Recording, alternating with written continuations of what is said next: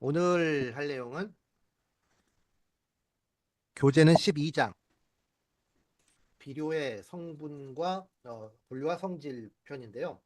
뭐 분류는 별로 없고요. 성질은 되게 간단한 그 기초적인 부분입니다. 12장과 그 공통적으로 나오는 게 14장, 15장의 내용이 약간 겹치는데요. 14장에서 각 비료의 성질에 대해서 조금 더 자세하게 나옵니다. 14장에 가서 보고요. 어, 왜안 나오니?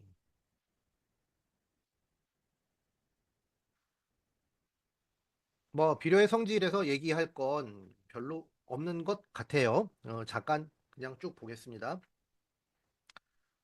제일 많이 얘기하는 게 질소죠. 질소는 바로 단백질 또는 아미노산과 AA는 아미노산입니다. 아미노 엑시드, 아미노 엑시드죠. 그래서 AI는 아미노산을 뜻하는데 질소는 단백질을 말하는 거고요.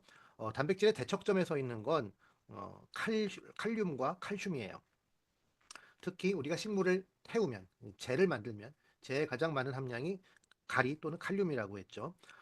어, 질소는 단백질을 만들고 단백질이 많으면 식물이 새파랗게 되고 기능을 많이 하지만 이게 많으면 약해져요. 반대로 가리가 많으면 강해집니다. 그리고 이는 무슨 역할을 하냐 하면 이는 뭐 헥스 안에도 들어있고 뭐 그 유전 정보를 다루고 뭐 그러지만 제일 중요한 인의 역할은 뭐니 뭐니 해도 에너지입니다. ATP를 구성하는 성분이죠. 그래서 이는 식물체가 팽팽 돌아가게 만들어줍니다. 그 이외에 붕소는 과일 모양에 관계하고요. 저 같은 이제 밭농사를 하는 사람이 제일 중요한 거는 사실 황이에요. 황을 성실하게 주면 배추가 막 향이 나요. 무배추가 향이 나요. 뭐 배추가 무슨 향채 같아. 그러고 특히 마늘, 마늘, 양파 이런 것들이 아주 아주 맛있어져요.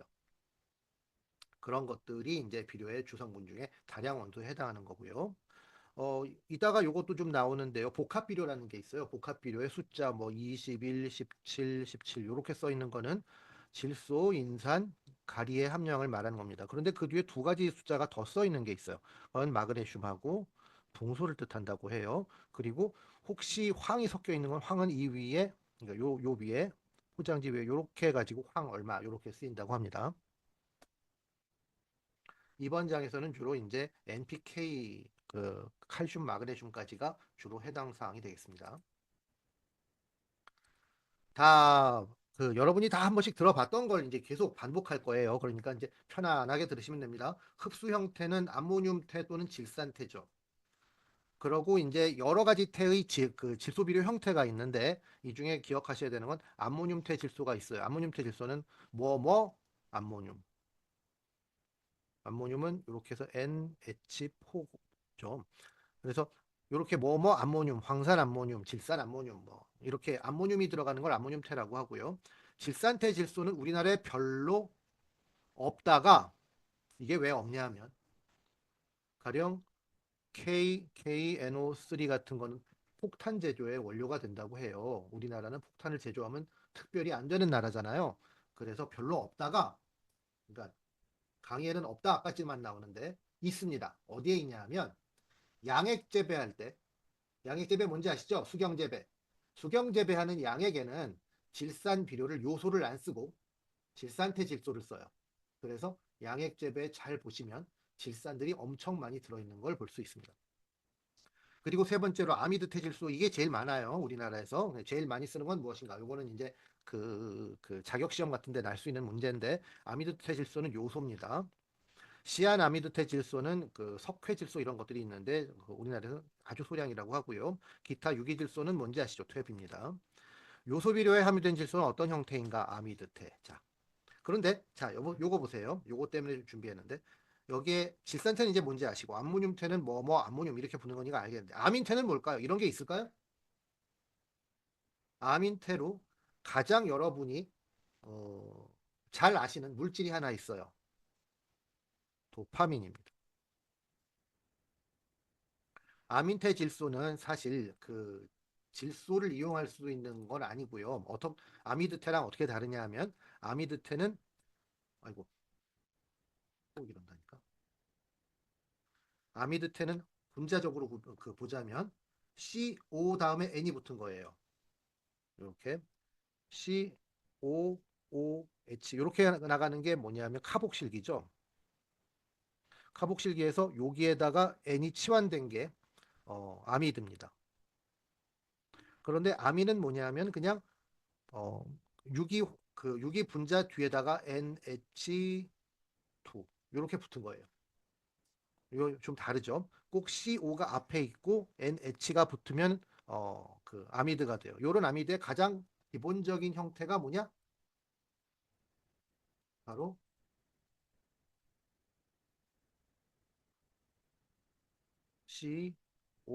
CONH 붙는 요걸 뭐라고 그래요? 요걸 얼른 기억이 안 나는데 이게 이제 아미노산네. 아미노산이 여러 개가 폴리펩티드, 펩티드 결합의 기본 모양이죠. 펩티드.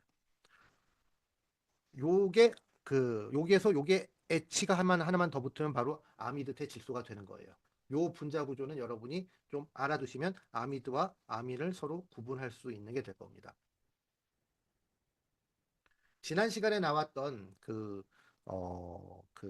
아미노 액시드 중에 아민, 질소를 운반하는 데 쓰이는 아미노 액시드가 두 가지 있다고 얘기했잖아요. 뭐죠? 글루타민하고 아스파라긴이죠. 여기는 아민 이렇게 붙는단 말이에요. 이렇게 된 건 그냥 R 뒤에다가 NH2가 하나 더 붙은 거죠. 그런데 그래서 요거는 글루타민은 아미드라고 안 하고 아민이라고 하는 거예요.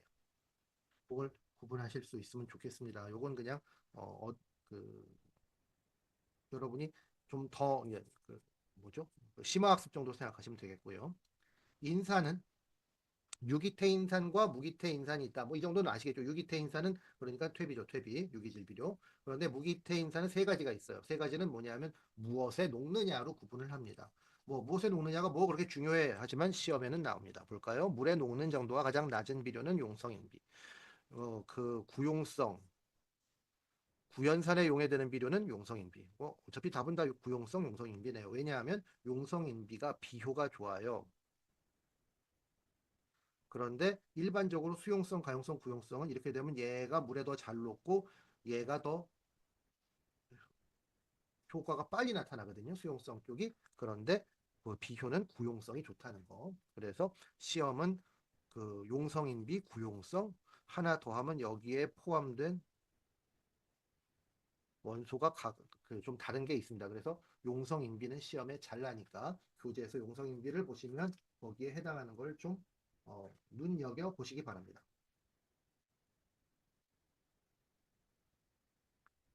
가리는 그냥 광물질이에요. 가리는 칼륨은 어떻게 흡수되게 되냐면 요 형태로 흡수되잖아요. 그러니까 얘는 그냥 거의 순수한 광물이고요. 사실 비료를 만들 때도 그 어떤 특정한 광물을 정제해서 만든다고 합니다. 특별히 나오는 건 아니고요. 우리는 가리를 유기농으로 할 때는 어떻게 만들어서 쓰나요? 어, 풀을 태워서 젤을 만들어서 주죠. 그런데 화학 비료 저기 합성 이제 요새는 화학 비료로 안 그러는데요. 무기질 비료라고 그러는데요. 무기질 비료는 광물에서 나온다고 합니다. 칼슘은 비료로도 쓰지만 사실 이제 산성 토양 계량제의 역할로도 많이 쓰죠. 그래서 칼슘에서 많이 물어보는 건 얘가 산성 토양을 얼마나 계량하느냐, 힘이 제일 센 애가 누구냐, 답은 생석회. 이런 식으로 문제가 제일 많이 나옵니다. 그러니까 생석회, 소석회, 그 다음에 석회, 고토 요 순서 요 세 가지는 1번, 2번, 3번 요 세 가지는 기억을 하셔야 돼요. 비료의 성분의 함량 표시는 아까 잠깐 보셨죠? 복합 비료 포장이 있을 때 21, 17, 17 이렇게 나오면 질소, 인산, 가리의 순서고 그 뒤에 숫자가 두 개가 더 나오면 마그네슘이랑 붕소다. 요거까지는 했는데 그 다음에 이제 교재 254에서 255쪽 보시면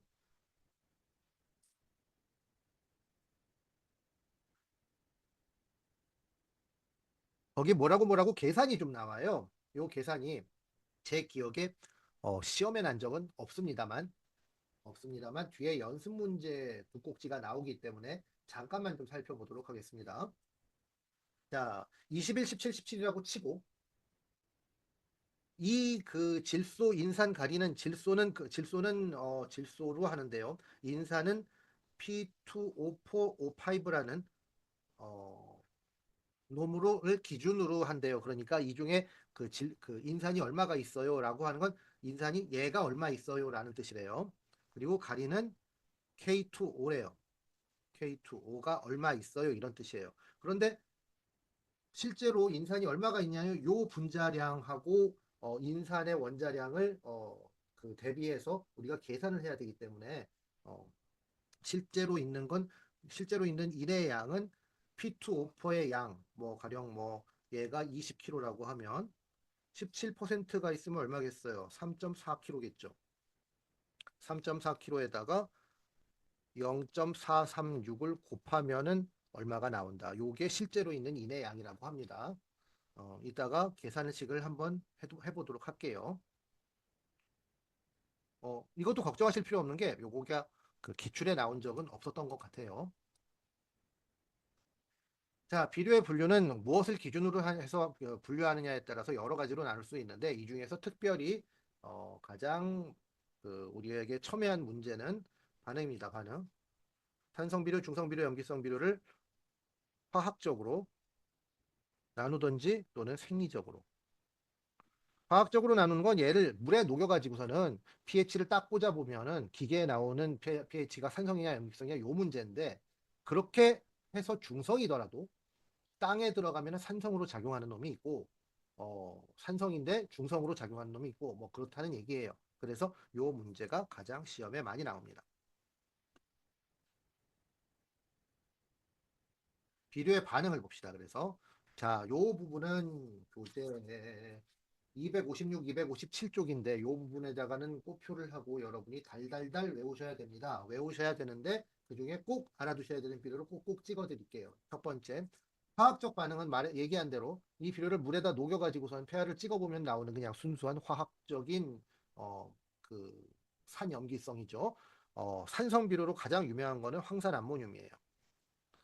자, 여러분, 조금 어려우시겠습니다. 이것도 심화학습입니다. 물어보지는 않습니다만, 여러분이 이걸 이해하는데 조금 도움이 될까요? 이런 얘기를 할게요. 자, 강산이 있고요. 강염기가 있어요. 강산 생각나는 대로 한번 불러보시겠어요? 강산 세 가지가 있습니다. 염산, 강산이죠. 황산, 강산이죠. 질산, 이렇게 세 가지입니다. 그럼 약산이 있겠죠. 약산으로 제일 유명한 건 탄산이에요. 얼마나 약산이냐? 여러분 탄산 마시잖아요. 그죠? 가, 염, 그 염산 마실 수 있어요? 염산 마시는 용자 있어요? 없죠? 그런데 탄산은 여러분이 조금 야마가 들면 그냥 바로 냉장고에 고 마시잖아요. 탄산은 약산이에요. 한 가지 더 있어요. 여러분 예뻐지려고 먹는 거. 박선영님, 예뻐지려고 뭐 먹어요? 미인은 뭐 먹어요? 홍초 먹죠, 홍초. 유기산입니다, 유기산. 뭐 가령 유기산이라고 하면은 CH3COOH 뭐예요? 식초죠, 식초. 초산. 예? 요런 것들이 약산이에요. 자, 그러니까 강산 있고 약산이 있다는 걸 알았으면 강염기는 뭐가 있을까요? 강염기. 제일 유명한 건 NaOH, KOH 이런 것들이 강염기죠. OH는 염기를 말하는 거니까 빼고 Na, K 이런 것들이 강염기의 염기염에 해당합니다. 강산이랑 강염기가 만나면 중성이야. 약산이랑 약염기가 만나면 중성이야. 그런데 강산과 약염기가 만나면 산성이야. 약염기 가장 유명한 건 NH4가 있겠네요. 그죠? 그 암모늄. 이건 약염기예요. 강산과 약염기가 만나면 가령 황산암모늄. 황산암모늄. 얘는 산성이에요. 물어보진 않네요. 그런데 질산암모늄은 중성비료도인이에요. 왜냐하면 질산은 약간 산성도가 떨어지는 거기 때문에 그래요. 뭐 대충 이 정도로 기억하시면 돼요. 이건 기억하라고 하는 거 아니에요. 그런데 여러분이 외우는 거에서 이건 뭔지 모르겠어. 그럼 요거 그냥 따라가세요. 이건 이제 중학교 화학에 나오는 거고요. 그 다음에 우리가 알아야 될 건 한번 봅시다. 자, 산성비료로 제일 유명한 거 황산, 암모늄, 유황 있죠. 과인산 석회, 중과인산 석회는 산성이래요. 염기성 비료에서 꼭 알아두셔야 되는 건 주산질 비료예요. 주산질 비료, 용성인 비료. 요건 꼭 기억하셔야 돼요. 석회질 비료는 기억하기 쉬워. 왜냐하면 칼슘 자체가 산성을 중화하는 놈이잖아. 그러니까 석회가 많은 거. 가장 유명한 게 석회질소예요. 석회질소. 석회질소는 염기성이야. 그냥 석회 나오면 염기성 그럼 돼. 그런데 규산질 비료가 왜 염기성일까? 이걸 잘 모르겠어. 나도 모르겠어. 용성인비는 염기성이래요. 자, 요거까지 아시고 그 다음에 중성 비료에서 항상 물어보는 건 그냥 요소예요. 요것만 기억하시면 됩니다. 황산암모늄은 산성, 화학적이에요. 중성 비료는 요소, 규산질 비료는 염기성. 특히 규산질 비료 염기성이라는 건 꼭 기억하세요. 왜냐하면 잘 안 헤어져요. 이게 화학적 비료고요. 그 다음에 생리학적 산성 염기성은 뭐냐? 생리학적 산성 염기성은 여러분 여기서 식물의 마음을 읽으셔야 됩니다. 가령 뭐가 있을까요? 아까 뭐 했죠? 황산암모늄 했죠. NH4 자, 황산암모늄에 식물이 이렇게 뿌리가 왔어. 이거 보고 딱 보고 입맛을 다셔요. 뭐가 맛있을까? 식물이 보기에 얘가 맛있을까? 얘가 맛있을까? 식물이 보기에는 암모늄이 더 맛있습니다. 그래서 암모늄을 쩝하려고 보니까 얘가 어떻게 해야 돼? 얘는 양이온이지. 양이온을 뺏어와야 돼. 그럼 어떻게? 얘가 수소이온을 내놔요. 뿌리에서 수소이온을 내놓고 양이온을 후루룩 짭짭해요. 그러면 여기는 뭐가 남아? SO4가 남고 왜 얘가 남냐는 얘가 흡수 속도가 느려.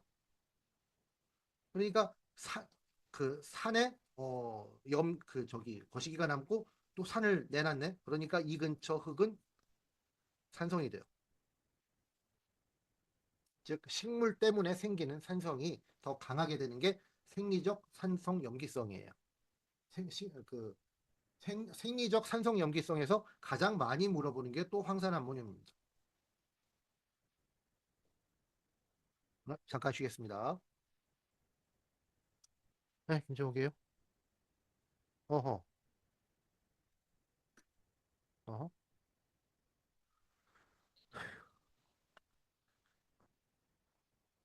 아하, 어허. 그래요, 알았어요. 우리가 더 할 건 없어요. 네, 예, 다시 돌아오겠습니다. 그래서 아까 화학적 중성에서 묻는 게 딱 하나랬죠, 요소. 요소. 근데 생리적 중성에서 묻는 것도 딱 하나의 요소. 문제는 어려운데 답은 감사한 거죠, 요소. 생리적 중성 비료는. 그래서 이제 문제를 봅시다. 자, 생리적 반응으로 이렇게 나눌 수 있어요. 생리적 산성 비료는 황산암모늄. 염기 비료는 질산 칼슘이 들어가요. 그리고 생리적 중성 비료는 요소예요. 요거까지는 기억을 하셔야 됩니다. 혹시 여기서 자기 잔디밭에 그 잡초 죽인다고 그 뭐더라 그 그걸 뭐라 그러죠? 그 기억이 안 나니까 넘어가시다. 왜 그 잿물 같은 거 그 그 아우 정말 기억 안 나네. 물 먹는 하마, 제습제, 아니 그거 말고 어, 양잿물? 양잿물 말고 그 왜 그 그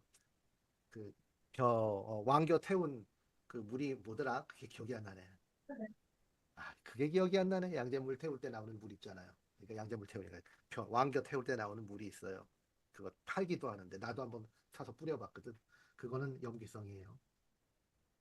아무튼 그 문제에서 물어보는 건 황산암모늄이 그 생리적 화학적 산성이다. 생리적 화학적 산성. 생리적 화학적 중성은 요소라는 거. 일단 이 두 가지는 확실히 기억하셔야 되고 생리적 염기성 비료가 질산칼슘이라는 게 문제에 나온 적이 있습니다. 생리적 염기성인 비료는 질산칼슘. 생리적 산성 비료가 아닌 것은 질산칼슘. 생리적 산성 비료는 다 알아둬야 되겠네요. 그 황산암모늄, 황산칼륨, 염화암모늄 이런 것들이 다 생리적 것이다. 자, 생리적 산성 비료는 보면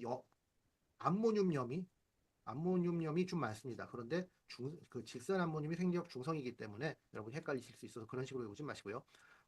생리적 산성비료가 아닌 것은 요소는 쉽죠. 그래서 생리적 산성비료 세 가지는 여러분이 기억을 하셔야 될 것 같아요. 그 황산암모늄, 황산칼륨, 염화암모늄 요 세 가지는 기억을 하셔야 될 것 같습니다. 그래서 생리적 산성비료를 외우는 게 약간 어렵다는 거, 지금 외우시면 두 달 후에 시험 볼 때 다 까먹죠. 시험 전에 외우세요. 생리적 질문 있는데요. 네, 저기, 말씀하세요. 탄산칼륨은 왜 염기성 비료일까요?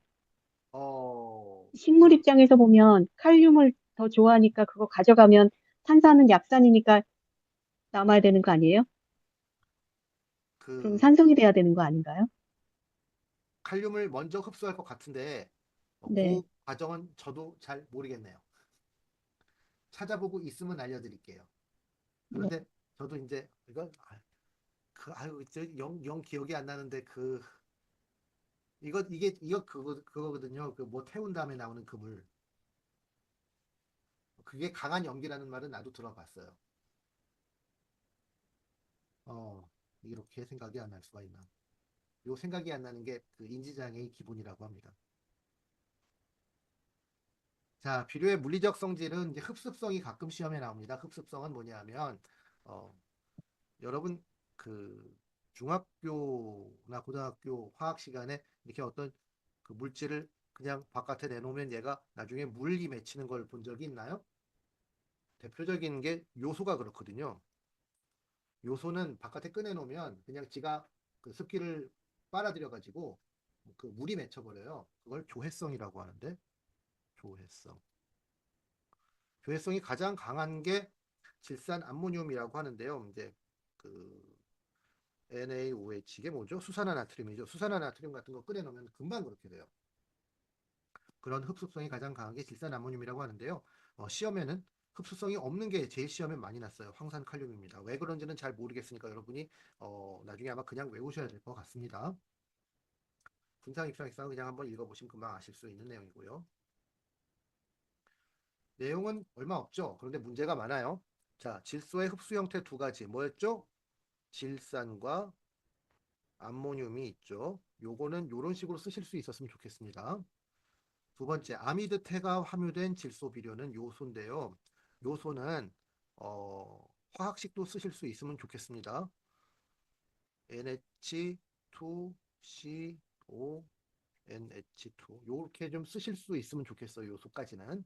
그래서 요소를 이걸 그냥 쭉 풀었으면 NH2가 2개 CO 요게 요소의 화학식이죠. 요거까지 쓰실 수 있으면 좋겠습니다. 다음 중에서 용성인비에 함유된 인산의 형태는 이거 나왔었죠. 구용성. 구용성은 뭐예요? 구연산에 녹는 거라고 합니다. 그래서 여러분이 유기화학이라네. 유기농업 시험 실기를 공부하실 때 구연산이 용제로 나옵니다. 다음 중에서 생리적 산성비료가 아닌 것은 얘가 꼭 그 생리적 산성비료 세 가지 유한, 황산, 륨이죠. 하고 염화, 암모늄 세 가지는 기억하시라고 말씀을 드렸어요. 질산칼슘은 생리적 염기성 비료죠. 질산칼슘이 생리적 염기성 비료라는 것도 기억하셨으면 좋겠습니다. 이 문제가 몇 번 나온 적이 있기 때문에. 토양에서 토양 입자에 흡착이 어려워 용탈되기 쉬운 질소의 화학적 현. 야, 이거 이제 저기서 나온 게 아니고 저 앞에서 나왔던 건데요. 왜 용탈되기 쉬운 질소일까요? 흙의 입자는 음성을 띠고 있죠. 그 마이너스 전기를 띠고 있으니까 여기에 달라붙는 건 양성 전기가 달라붙을 거 아니에요.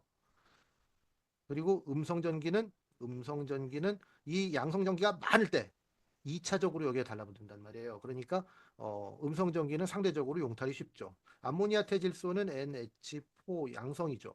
유기태 질소, 아미드 태질소. 그런데 질산 태질소는 이제 음성이기 때문에 그런 건데요. 이거는 내가 설명을 잘 못하겠네요.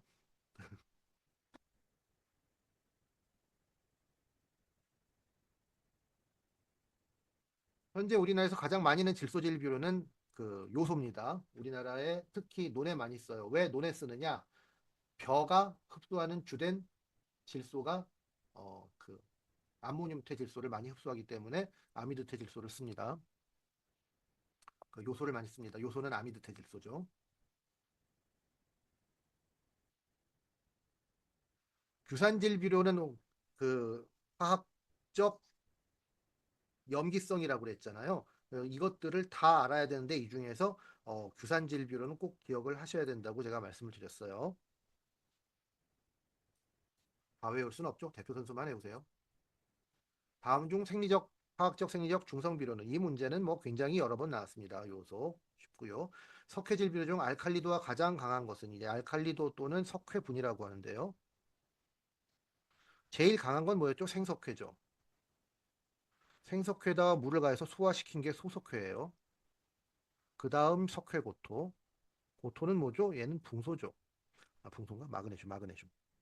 자, 그래서 이 세 가지의 그 1번, 2번, 1등, 2등, 3등은 기억을 하셔야 됩니다. 다음 중 흡수성이 가장 큰 게 뭐라 그랬지, 아까? 흡수성이 가장 큰 게 질산암모늄인데요. 그 다음에 요소, 다음에 쭉쭉쭉쭉 가서 제일 흡수성이 낮은 게 황산 칼륨이라고 그랬어요. 그래서 요건 기억을 하시기 바래요. 지금 기억하지 마세요. 그런 게 있다는 것만 기억해도 여러분이 굉장히 훌륭한 겁니다. 이거 안 외워진다고 이것만 공부하시지 마시고 한번 쓱 보고 넘어가세요. 뭐가 중요한지만 책에다 쳐놓을 정도면 된 겁니다. 부성분으로 마그네슘과 규소를 함유하고 있는 비료는 이게 이제 시험에 난 적이 뒤에서 아마 나올 겁니다. 뒤에서 아마 나오는 적이 있는데 용성인비입니다. 용성인비는 만드는 과정에서 이런 게 들어간다고 해요. 그래서 어, 만드는 과정에서 뭐가 들어가면 나쁜 것들이 있어요. 가령 요소 같으면 뷰렛이라고 이라는 그 물질이 만들 때 요소 두 개가 이렇게 그 컨주게이션을 해서 붙어서 뷰렛이 되는데 뷰렛은 많으면 식물에 나쁘대요. 뭐 이런 식으로 만들면 나빠지는 것들도 교재에 몇 가지가 써 있어요. 249쪽에 생육에 해를 끼치는 것들이 있다. 비료 공정 규격을 통해 규제된다. 뭐 이런 얘기가 있는데요. 그 중에서 이런 그 부성분이 식물에 유용한 역할을 하는 게 용성인비라고 합니다.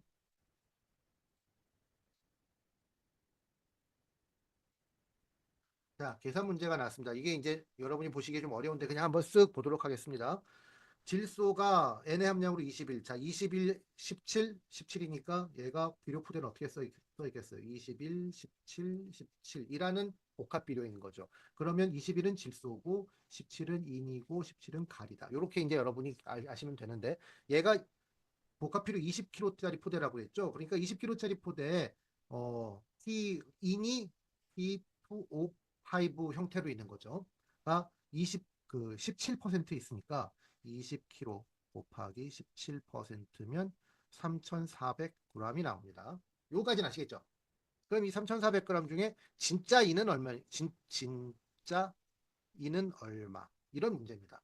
아까 이제 우리가 이걸 어떻게 계산했냐면 3,400에다가 곱하기 0.483인가요? 를 곱해 보니까 뭐 그 43.6입니다. 0.436을 곱해 보니까 그 1.482가 그 1482가 나와 가지고 답은 이거라고 하는데 요거를 계산으로 하려면 어떻게 하느냐 하면 걱정 마세요. 이거 시험에 안 났어요. 자, P2O5 대 진짜 E는 P2O5의 분자량 인의 분자량은 아까 얼마? 3,400 대 X 이런 식으로 구하시면 됩니다. P2O5의 분자량은 140 142던가요? 146이던가요? 142, 142고요. 인의 분자량은 62니까 142 대 62는 3,400 대 X 이런 식으로 구하시면 되는 거예요.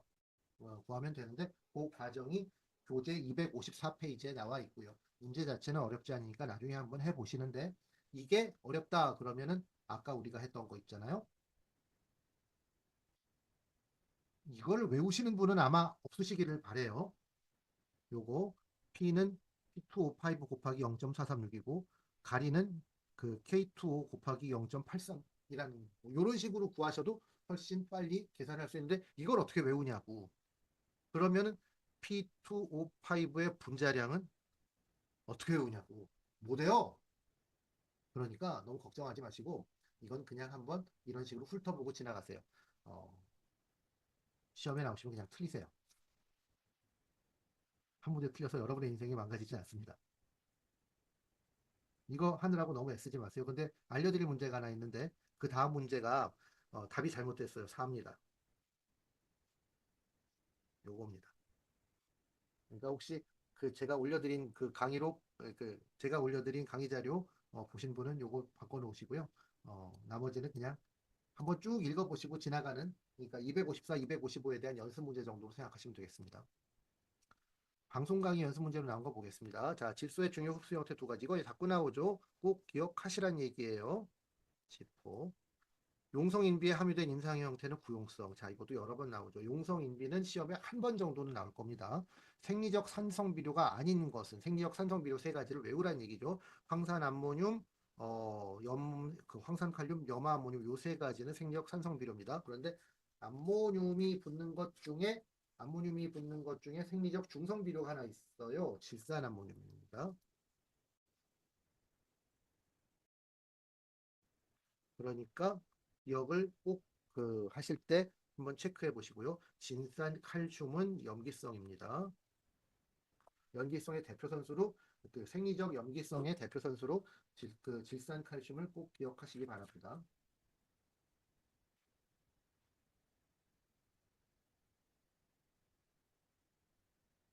아미드테가 함유된 질소비료는 그 아미드테에 대한 그 아미드테가 무엇이냐에 대한 설명을 드렸죠. 아미드테가 함유된 질소비료는 요소 그냥 이렇게 외우시면 되는데 아미드테가 무엇인지 아미드테와 아민이 어떻게 다른지를 여러분이 이해하시면 좀 더 도움이 될 거고요.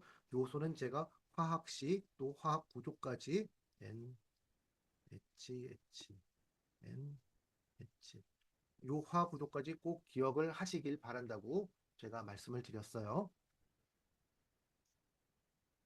오늘은 여기까지입니다.